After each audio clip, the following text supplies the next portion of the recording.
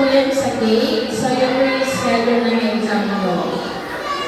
So, lahat ba nakita na online time? Anong oras papasok? Yes or yes? Yes. Okay. So, be prepared. So, mag-review. Tapos samahan na ng dasal para effective.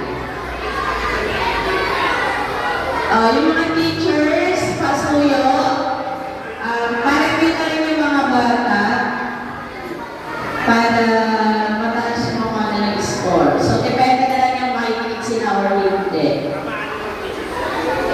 Ayusin mo yun. Nagagalit si Sir Ruel. Mag-review daw tayo. So, yun lang. Good morning ulit!